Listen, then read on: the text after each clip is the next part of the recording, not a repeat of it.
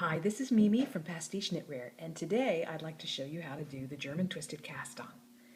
This is a great cast on when you need a cast on that's nice and stretchy. Now this is in the longtail family of cast ons, and so you're going to set your hands up just as you would for a longtail.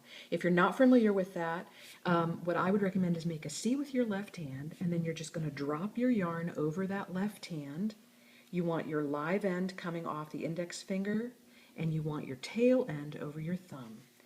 Now what I'll do once I drape it over there, I'm going to grab the two strands with my remaining 3 fingers, and I do not start with a slip knot, so I'm just going to bring my needle from behind, give it a little half twist, and bring my right needle tip down, and I'm all set up to go. You're looking for this V.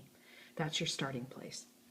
Now, as with a longtail cast on, the strands that are going to be in play, let's take a look and analyze them for just a sec. We've got 1, 2, 3, and 4. Now 4 is a non-starter. We don't use it at all. We're going to use just 1, 2, and 3. In a normal longtail cast on, let me just walk you through that to begin with. You would be coming under 1, then bringing the needle tip over 3, back down through the loop comprised of 1 and 2. Then you'd release the thumb and bring it behind the front strand to tighten. Now that is a longtail cast on. And I'm using that because the German twisted cast on is just an iteration of that cast on, and I'm sure many of you are familiar with that cast on. So now let's move to the German twisted cast on. Instead of going just under 1, we're going to come under and behind 1 and 2, and then dip the tip of the needle back into that loop. The thumb is going to swing toward my palm, and then I'm going to grab over the top of the strand, number 3, and bring it back down through the loop, comprised of 1 and 2. Release the thumb and bring it behind that front strand. Okay, now that's a lot of stuff here, so let's do that again. I'm going to come behind 1 and 2, dip back, swing the thumb down, grab 3, and bring it through the loop, and then bring my thumb behind that front strand to tighten. Now a lot of times when folks have made the stitch, bring it down here, let's grab it, and you get it up on the needle, and you're just overjoyed that you've got something up on the needle.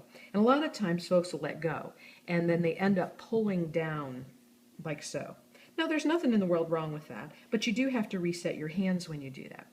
And the other thing is that these long-tail cast-ons like to be tightened horizontally as opposed to vertically. So if you can keep hold of the strands, you keep these 2 fingers lightly curled and keep tension on that yarn. You won't have to reset your hand every time, which is very nice. So if you come behind, dip, swing down, grab, bring it through the loop and release, and then if you just bring your thumb behind that front strand and kind of toggle between those 2 stitches, it's going to help you tremendously. Now here are some places where you might run into a little bit of problem when you're learning how to do this.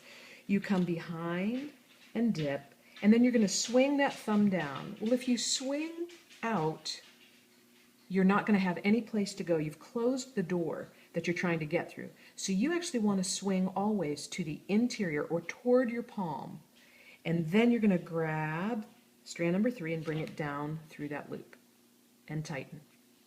Now, you're going to get the rhythm of this in a little bit. It's going to feel sort of awkward to begin with, I'm sure.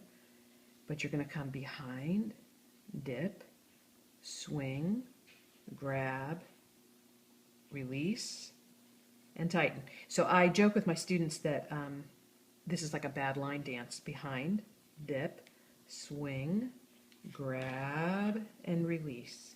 Now, the other thing is I was teaching this to a girl this morning, and she ran into a little problem here. She came behind, dipped, and when she was swinging down, she kept bumping into this strand, and she didn't know whether she was supposed to go behind it or in front of it.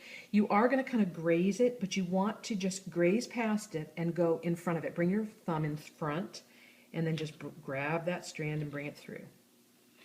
Let's do one more. Behind, dip, swing down, grab, and release. Now, wants to get in our way here. Let's take a look at it, because it's a very beautiful, really nice looking cast on, and it's nice and stretchy. I think you'll find that you like it if you give it a whirl. Hope you enjoy.